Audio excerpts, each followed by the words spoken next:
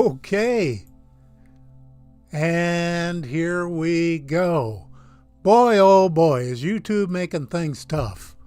I'll tell you what, I had to close out my computer and OBS 3 times totally before I got anything happening. So by golly, I think we finally are online, and hopefully you can hear me and see me. I can see me anyway, so that's good. There's about a minute delay between the start of the stream and you starting to receive it. So I'm going to type a message here asking you to hang on. And ta-da! Okay. Woo! Why there's all this problem, I have no idea. Nothing has changed. I haven't done anything different. And I have an excellent signal strength. And all the settings are exactly on what they're supposed to be. But YouTube is just saying, nope, nope, nope, you're not there. Maybe this is a precursor to them bumping my channel off the air. I don't know. But hey, Don is here. Thank you, Don, for showing up. And let's see. Probably no one else at the moment, but that's okay. At least the heavy hitters are in the house, right, Don? And all the rest of them are going to have to put quarters in the can by the door. Hey, there's Tony. How you doing, Tony? Great to be with you. And I put your book in the mail this morning. It's on its way. Look for it in maybe Saturday, Monday, somewhere in there. I don't know how long it takes for things to get to the UK, but probably quicker than they take to get anywhere in the US, that's for sure. But been an interesting week. Good. Thank you, Don, for the feedback. Glad to have you here. Don and Tony, and maybe a few more will show up. But yeah, quite a week. We've gone from 8 below zero to 57 degrees this coming Saturday. So nothing like a little weather swing to put you in the mood for something. I'm not sure what. But yeah, I've had some interesting issues this week with the 3D, and to say nothing of YouTube. But and I'll talk about that in just a minute. I'll show you a few examples. I'm still kind of losing my voice from the cold air and having to work outside, but I guess I must need the discipline, right? That's the way it goes. Thank you, Don. Thank you very much. And I do have it in plan. Here's the situation, guys. The book is fairly small. It's 24 pages total. And because the company that I used to print it, I checked a bunch of companies. This was the least expensive, but they're ferociously expensive. And I got 100 of them. And they gave me a price break, but the price break, anyway. And I went with the expensive paper, to get a good print and all that. But I am working now on a volume 2. And you know what? I'm just going to do it at the local Staples store here. Have them do a wire bind on it and a hardcover, cardboard cover and back and all that. And maybe they'll give me a better price break, and it'll be a nice, big, thick book. One with, I'm hoping to have about 100 anomalies in there. Yeah, Don, Missouri weather for sure. Although Midwest gets hit pretty hard. And look, we got Raymond Glassford on board. Welcome, Raymond. It's great to have you here. And you do figure heavily in this week's episode, my friend. And we'll be diving into that in just a minute.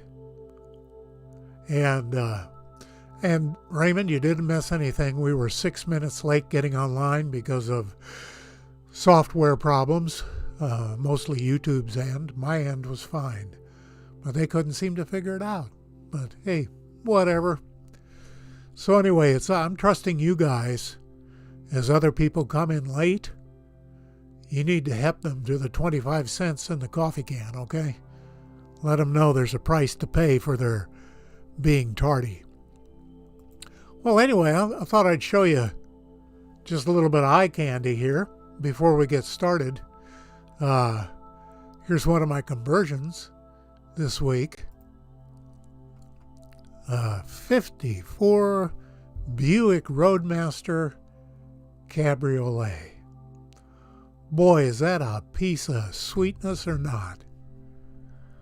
I wouldn't love to have that in my driveway. Roomy car. What a way to travel, huh? But unfortunately, I don't have the wherewithal to pick up something like, well, let me put it this way. I have the funds, but I'm going to direct them somewhere else. I'm really hoping to get my hands on a good gyrocopter in the next year or two. I've studied it, I've flown them, I have all my ratings, and I absolutely love gyros. But I'm waiting for the confluence of circumstance and opportunity to kick into gear, pull the trigger on my preparation, and pick up something really snarfy. Maybe an all-weather gyro, and fly that around to different things. I could even fly to conferences, couldn't I? Yay. So anyway, that's in the back of Dave's hat. So, well, I guess we've got Tony, and yeah, the American cars, especially in the 50s, those were something. Many years ago when I had a band at MGM Studios at Disney World, and we did a thing called Star of the Day, where they bring him a star, usually someone who was like kind of a has-been or a B-star. They give him tons of money and a bunch of perks. But we had a 54 Chevy Bel Air convertible. Beautiful car, man. Blue and white, cream color and white, cream leather interior.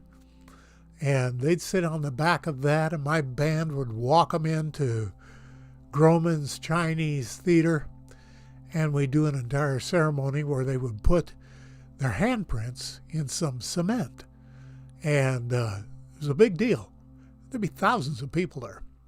And then we'd show it to everybody and put it away backstage, and we'd do it 5 days. We'd do 5 days a week.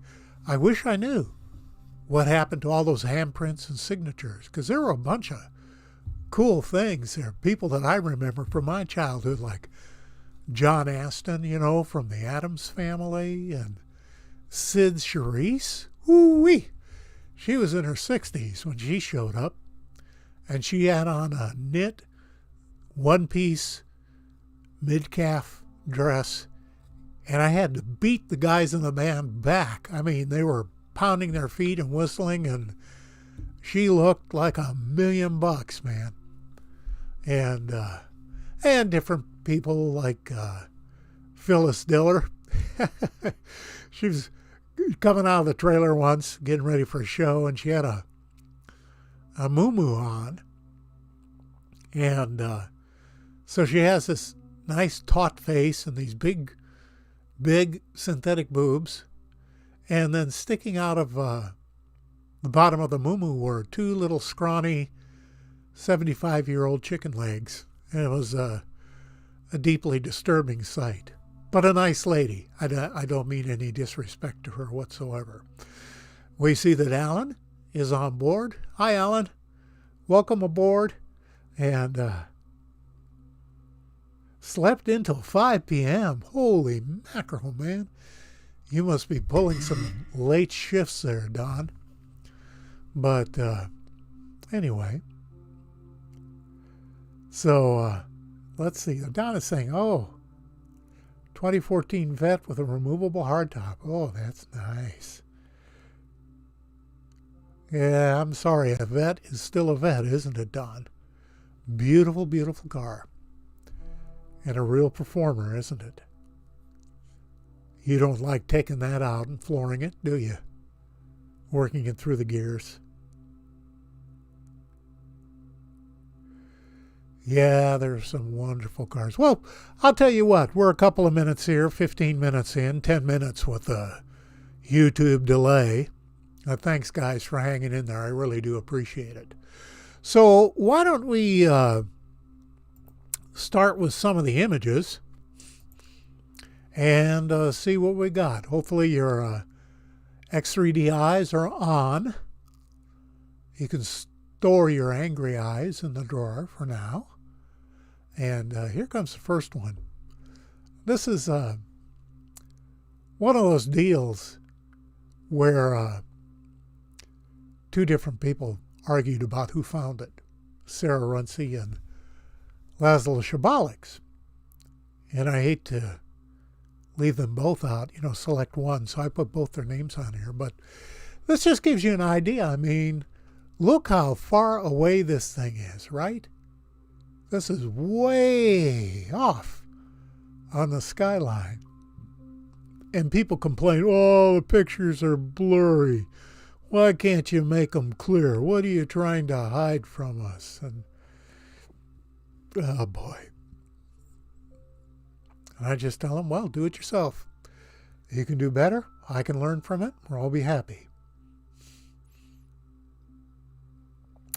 Anyway, let's move in on this thing way off on the skyline. And there it is inside the target box. And look around at all the other debris. I mean, you've got that radial thing down at the center, lower center, that round thing. You got the angular points sticking up next to each other, equal sized, just below the left corner of the target box. And you have those flat sheets lying over. I don't think those are rocks, actually. I think those are something else. Maybe metal.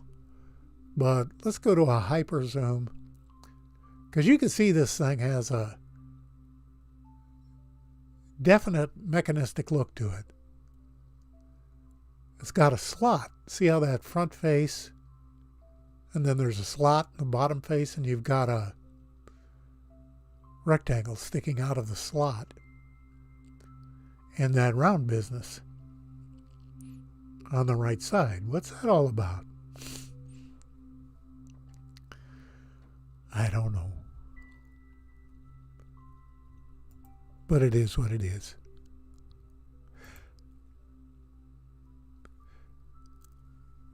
And then we have a new fella who's come on board recently. His name is Nurul Iman Supardi. And he seems to have an eye for this stuff. He shared what he calls a bowl with me just this past week. You can see it there inside the green target.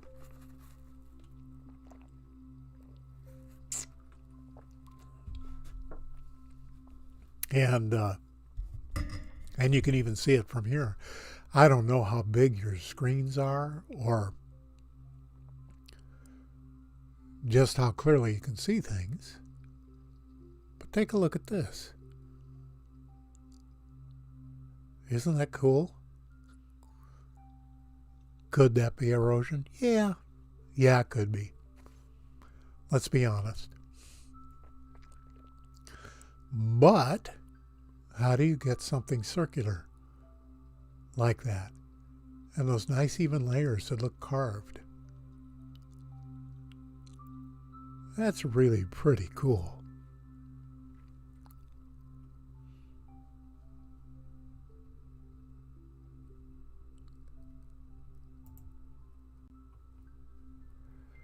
And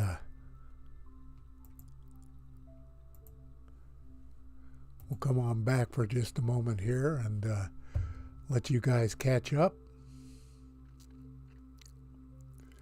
with each other in the chat. But yeah, I had some issues with 3D this week. I'll show you what I mean in just a minute, but it's been a challenging week in the image department, much to my chagrin.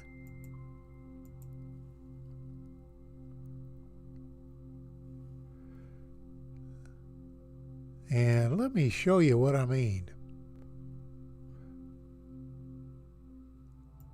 Take a look at this. Okay, now first of all, that might be bothering your eyes just a bit. And that's because the yellow arrow is on one side. Because you see, normally the nav cam will take an image pair together.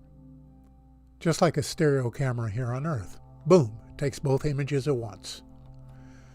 For some reason it didn't on this one. It took it after it rolled some distance. So in order for it to show up and have the window placement proper, I had to cut off the anomaly on the left image. Still, that's pretty nice 3D once you get everything sorted out. It's just that the things that you're always interested, you know, it always seems like it's right on the edge of the picture for some reason. Hi, Jessica.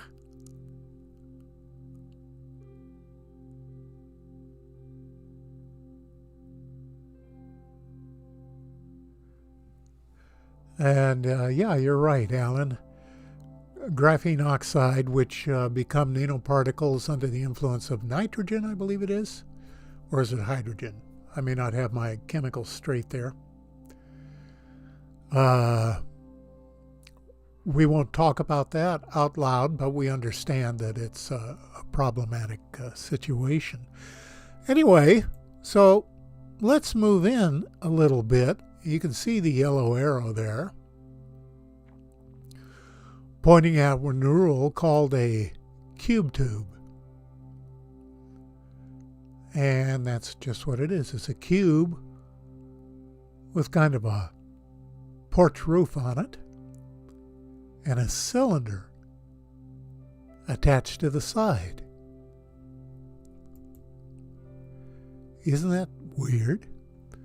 Now, you may not notice, I think Alan will notice this one, that the stereo window is not set properly because the parallax is so jacked on this one that in order to get it to register properly, I have to ruin the stereo window. And here's what I mean by that. Look at this blue arrow pointing at the edge of the window. Now that's okay right there, but down at the bottom left corner, you can see that it's not okay. This is a cardinal sin, according to other 3D enthusiasts and photographers. They think that that's just a terrible, terrible thing.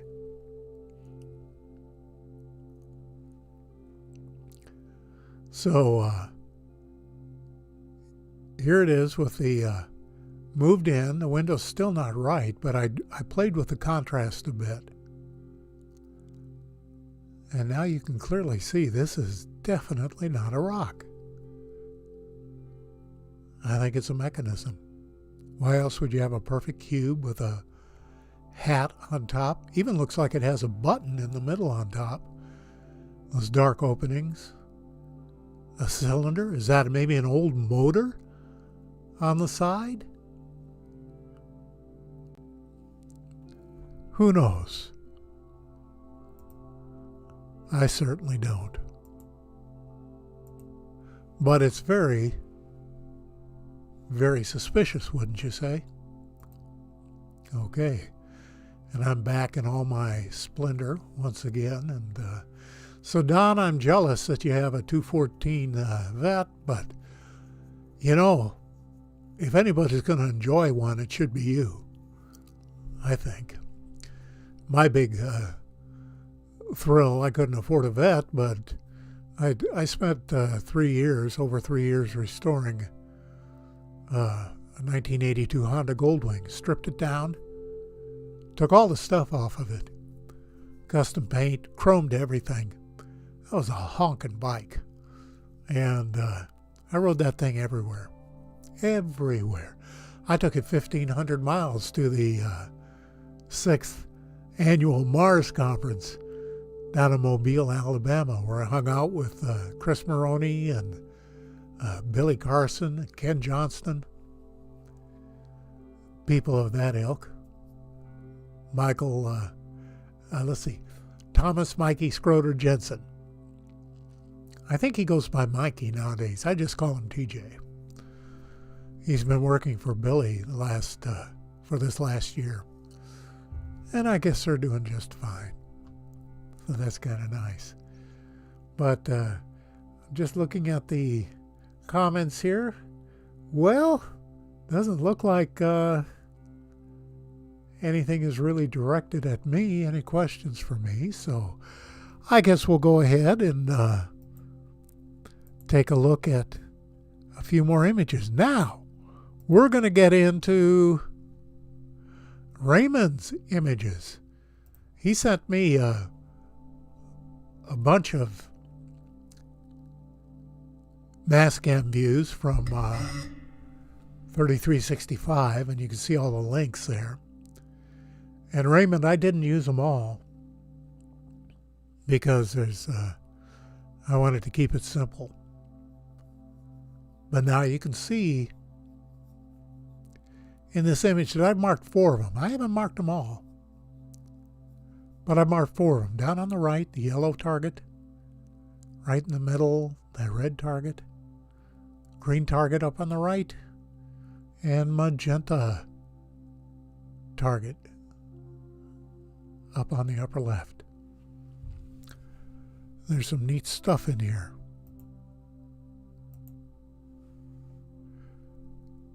So this first one is that yellow target. What do you think of that? That is clearly not a rock. It's got a square opening. It's got those bent plates over the top.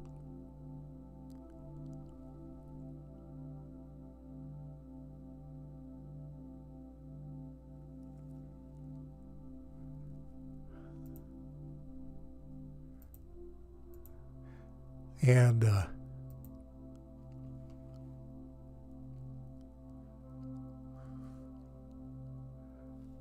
okay, well, we'll move along then. And look at this thing right in the center. Circles and squares and markings and spheres. And as Raymond pointed out, this entire area is a debris field scattered out all over the place. And when I put the video up Friday, you'll definitely want to check into the links.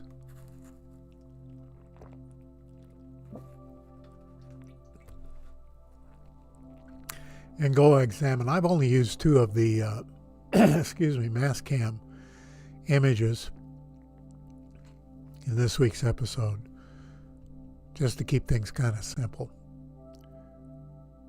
So here's the one that was in the red circle.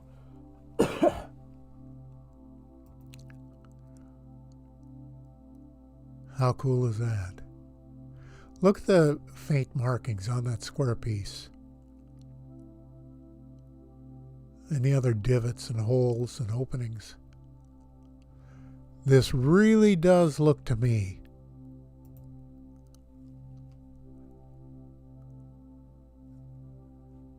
like a melted machine.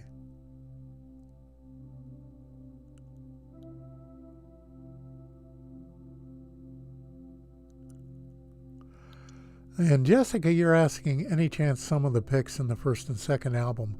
Well, I'm not sure what you're referring to, Jessica. What the first album, second album, I don't know what you're talking about there, but the pictures we use are the data products that come down from NASA, JPL, Caltech. And I know my colleagues, and certainly myself, I pulled them off of the analyst's notebook and off of the data product servers at NASA. And then, of course, I rely on Neil Spence and Neville Thompson, who are superb image analysts. Their gigamacros are, you can take them to the bank. They're absolutely chock full of integrity and professional knowledge and know-how. Jessica, it's okay. There's no disrespect taken. But I was just wondering what you meant by first and second album.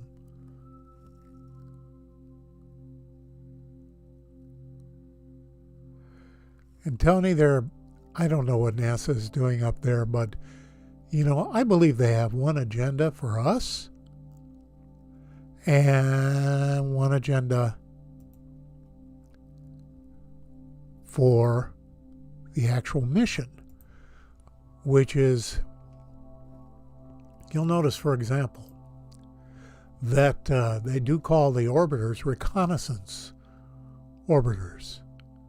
Well, reconnaissance is a military term, and it means you are checking out an area for military assets, be they buildings or troops, gun emplacements, whatever it might be.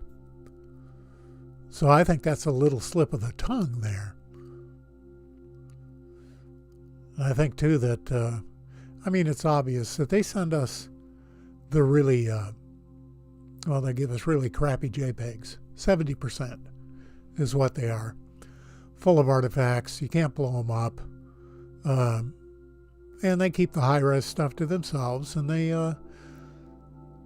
it gets diverted. There's one channel goes to the public, another channel goes to the classified files, is my opinion.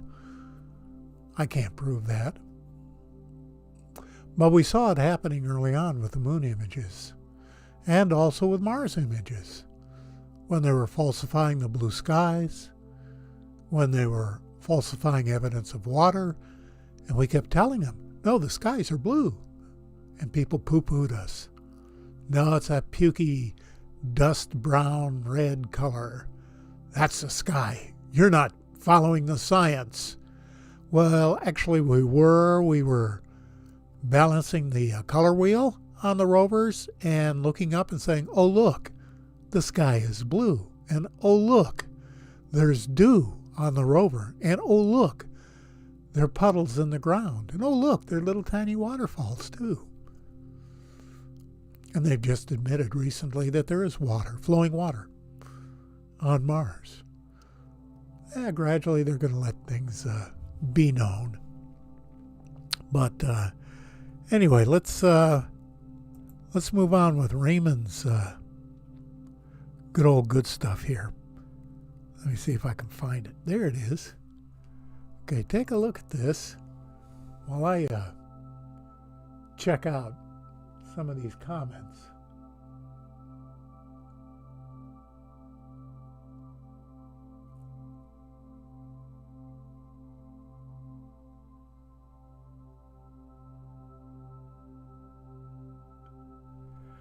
Okay, Jessica, to answer your question,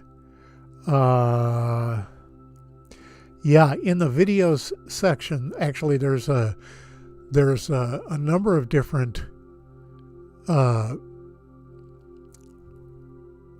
areas to my video feeds. One of them is the flipbook, a fabulous flipbook of anomalies, and Dirty Dozen, and some of those.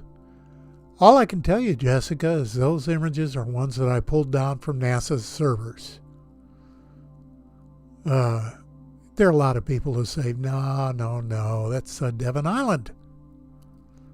And it's, you got to go through the rigmarole of explaining, yes, they did take pictures on Devon Island with the rovers to test out the systems. And yes, they did take a picture that showed a lemming And that lemming was put up claiming falsely to be from Mars. It was not. It was from Devon Island. But the rovers on the surface of Mars are on the surface of Mars. And yeah, fabulous flip books of anomalies. And in the fabulous flip books, Jessica, those are anomalies from all over, from the moon, from Earth, from Mars, from asteroids, from various moons. But they're all, as far as I know, legitimate pictures. I try my best to only present the truth. That's all I'm interested in. I have certainly not getting rich doing this. Not doing it for the money. And my reputation's important to me, so I try to be a straight shooter on everything. Yeah, fabulous flip book of anomalies. Anyway, look at this image, and let me draw your attention to this one in the upper left-hand corner. That, to me, is a remarkable anomaly. And I don't know how big it is on your monitor. I'm looking at it real tiny right now, but on my monitor I can see all the details. But look at this. Okay, that lowest arrow. Did you notice that pipe coming out, making a right angle turn and going into the ground? And then that middle arrow. That's pointing at what might be a grate, or might be an arrangement of tiny little balls on the surface. I don't know. And then, of course, that upper arrow is pointing at an absolutely crystal clear triangle cutout. So let me pull those out of there again so you can have a good close look. That really is not natural. Not at all. Not even a little bit.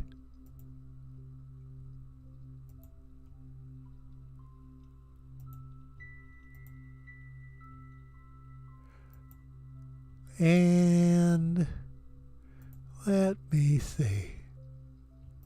Let me find something else here for you. Let's move over. Let me see a couple of these questions here.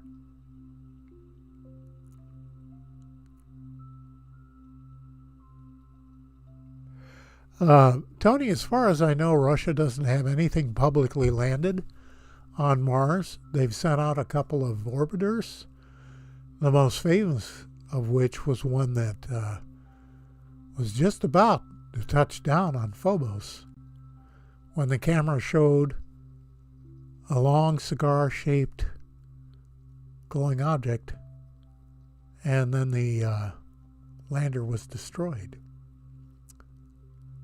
And I think they've said, okay, that's enough of that.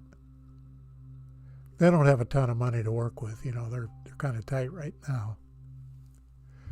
Anyway, let's move over to that center section. And if your monitor is big enough, you can kind of see that Pac-Man teeth, that mouth that's open, and all kinds of stuff that might be treads or metallic parts all scattered around in that area. That's pretty cool. And then, of course, you have everything else in the image.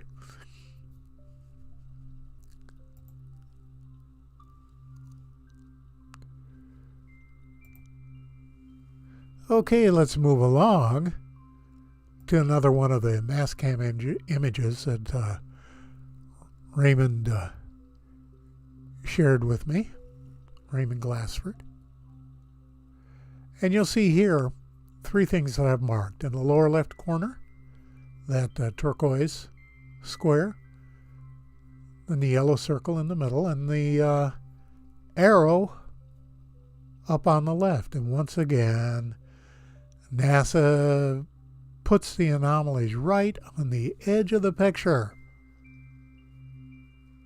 And they could very easily just move the Mastcam for the next series and get some overlap going so they could have a decent image. But no, it's NASA.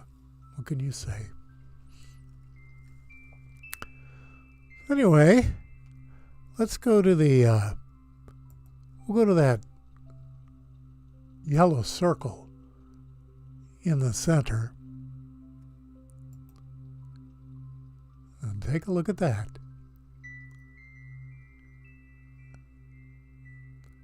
Now that's obviously a dressed block. The right angles, the flat top, and look at everything around it. Triangles and cubes and diamonds. Those are all dressed blocks, just lying there.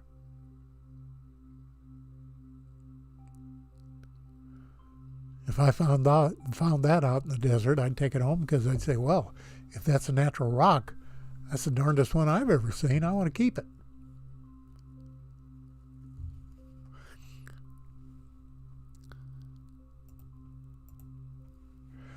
And now this one down in the lower left-hand corner. Now, if you're not seeing in X3D, this isn't going to make much sense to you.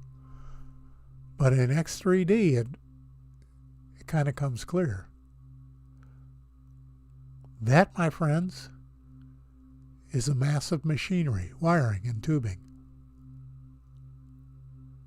There's no way, as far as I'm concerned, that a rock could erode like that and leave evidence of squares and all that fine tubing.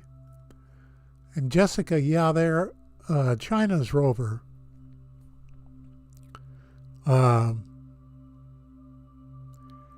It's got some things, but they're under the same mandate that we are, and that Europe is, and that India is, and that the United Arab Emirates are. Everyone's under a mandate to obfuscate obvious signs of intelligent life. Why is that? It's because the people who control everything are above national sovereignty. They're the actual rulers of the planet. And so don't expect to see any nation go rogue and say, well, we're going to show you. No, they're not. They're going to toe the line with everybody else. Yeah, Alan, you're right. The Chinese specialty lies in another area, doesn't it? Okay, now we're going to go to the one in the upper left-hand corner. You ready for this? Boom. That is awesome, in my opinion.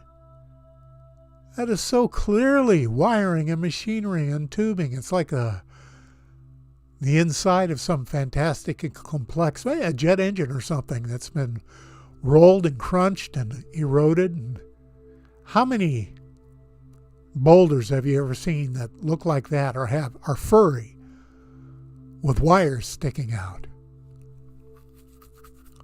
That is absolutely crazy, I think.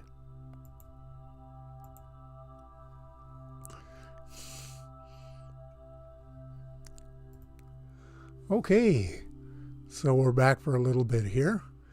We'll take another quick run through the images for everyone, for those of you who maybe came in a little bit later.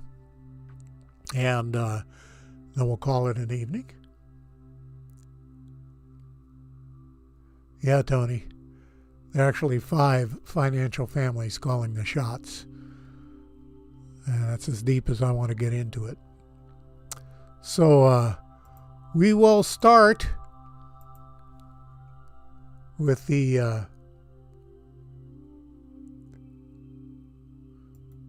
Buick Roadmaster Cabriolet, a 54. Isn't that nice? That's just something I worked on this week. That's what's called a conversion, where I took a 2D image and created a 3D out of it.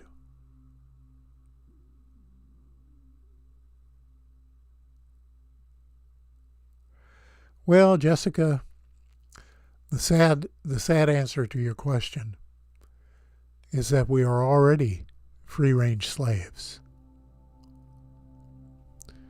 By that I mean just try to not pay a certain agency whose three-letter name starts with I. They will come and get you with a gun and put you in jail. Just try to get into Area 51. Just try to discover some of the things they're hiding from us. You can't. We're free-range slaves, and we're locked into the Babylon money magic system, fiat currency. I don't want to get into that. That's too much to deal with. And it's not appropriate for this hang, really. But yeah, we're in a sorry mess. So anyway, here's some Skyline material way off in the far beyond. And as we move in, you can clearly see all of the debris that's around there. In front and in the middle, on the left. But we're kind of focusing in on the one in the box. And that is very definitely mechanical. It's got a slot in it between the front surface and back surface with a little rectangular tag. Jessica, she says, I got two of the cars. No, my dear, those are, that's a stereo picture. You're supposed to cross your eyes and you'll see it in 3D, but whatever. And yeah, so this almost looks like a toaster lying on its side, and you know, you push that handle down and put your toast in or whatever it is. I don't know. I don't know what it is.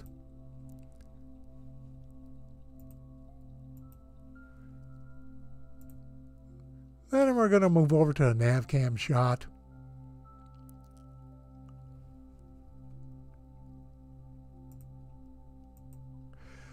Of what this person who shared it with me calls a bowl. And that does indeed look like a bowl, doesn't it? It kind of reminds me of something I found a couple of years ago.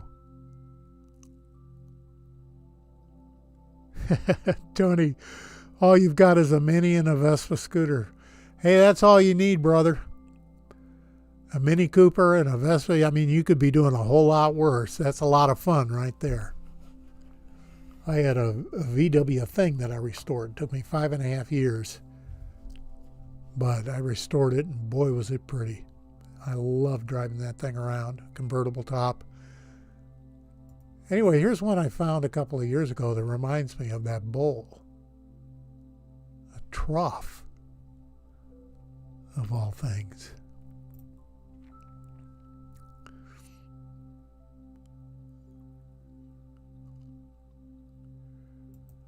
Then we got into the NavCam pictures that had real problems with parallax because the images were taken too far apart,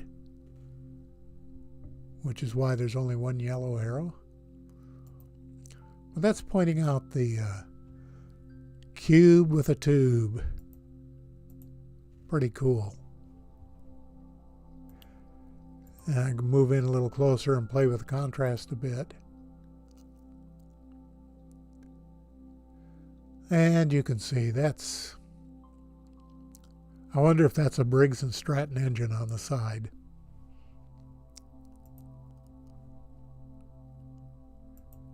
Okay, and then we're going to dive into Raymond Glassford's stuff that he shared with me. I found a few in there. He found a few. And but just a whole bunch in here, including this guy. Clearly not a rock.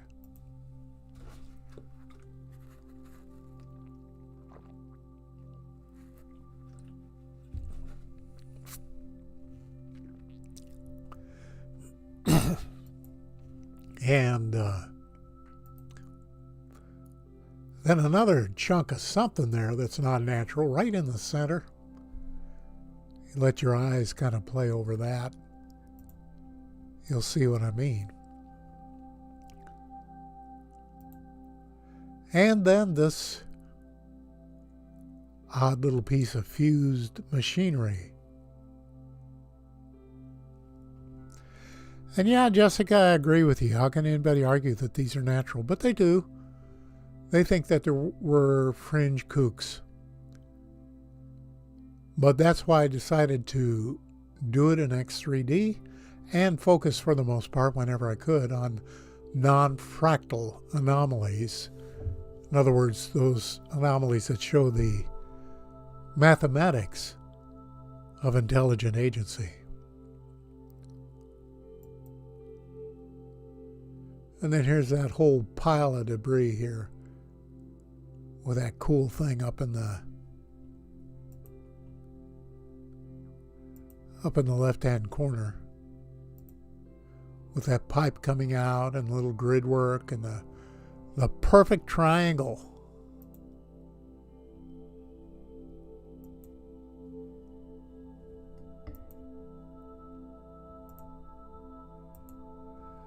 I'll pull those arrows out of there for you so you can see that a little better.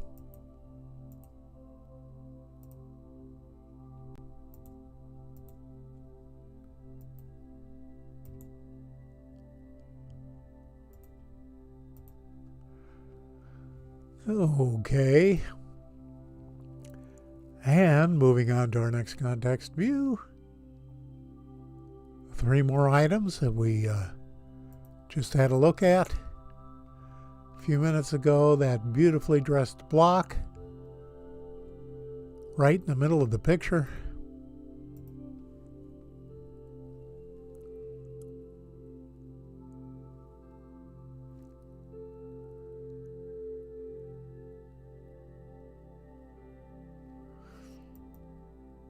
And then our chunk of machinery, corroded and tumbled and smashed.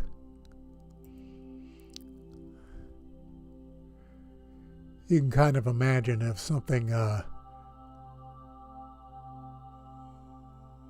say the wiring in a factory and it was in a tsunami and it was washed away and tumbled and rolled in mud and bunched together.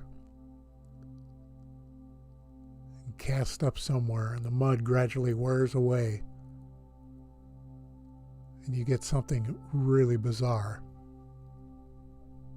like this.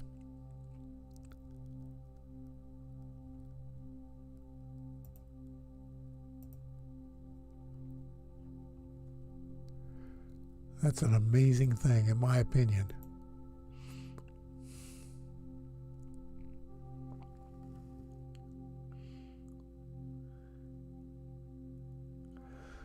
Yeah, there are similarities, aren't there, Jessica? Well, anyway, that's what I've got for tonight, and it's going into this week's episode, which, with a little bit of luck, will be up Friday at midnight, and hopefully some of you will have a look at that. And we had another person join our Proud Weirdo First Class. If that is something any of you are interested in, there's a little join button under each video that you can click on, and you can find out what that's all about and see if it's something you want to do. And if not, that's okay. I'll still love you. Anyway, well, I don't see a whole lot of questions, a whole lot of anything here. I appreciate you all showing up, and I guess we'll try to do it again next week if I have some images. A lot of times it's hard to get the, well, hi, Amanda, you made it. Just as we're getting ready to close the door. Always great to see you, Granny. And thank you, Don. Yeah, it keeps me real busy, you know, on my Facebook site. And by the way, if you're not a member of my Facebook site, MarsX3D The Evidence, there's a link under each video. Come on over and join. There's a lot of stuff being posted from all over the world. And so I look at work that my colleagues are doing. I do my own searching. And I try to round up some good stuff. I throw away most of it. But you find the things that you want to keep, and I want to share them with you. Okay, Jessica, I got you. You're just being a wiseacre, aren't you? Hey, Lucky Mo, look at that. And look at that. Wow, Mike Nelson. Proud Weirdo First Class. Have you become one in without my knowledge, Mike? Well, in any case, we have at least 2 of them now. And Juan Carlos Tialdo is here. Great to see you, Juan. And see you on, you know, if I can figure out this StreamYard, I think I'll be able to do live video and answer some questions and that type of thing, which I would much prefer, actually. I'd love to be able to talk to you, to see you and to talk to you and to answer your questions more directly. It's kind of a pain in the neck to type everything out, isn't it? And but anyway, that's what we got for this week. Thank you very much, Mike. I'm going to check it out. I didn't know that you were already a Proud Weirdo First Class. Otherwise, I would have announced you in this week's video. It's already gone into production. I have to redo the entire intro and then redo everything else. But maybe I will do that. It'll be nice to have your name in there if that's the case. So anyway, thank you, Mike. Thank you, Amanda and Jessica and Don, Juan Carlos, Alan, and Raymond, all the rest of you, usual suspects. I appreciate you. I love you. Thanks for stopping by. Look for the video on Friday. And come on over to the Facebook page. Say howdy and join the page. And we'll have a little bit of fun. I'll see you then. Take care. Bye-bye.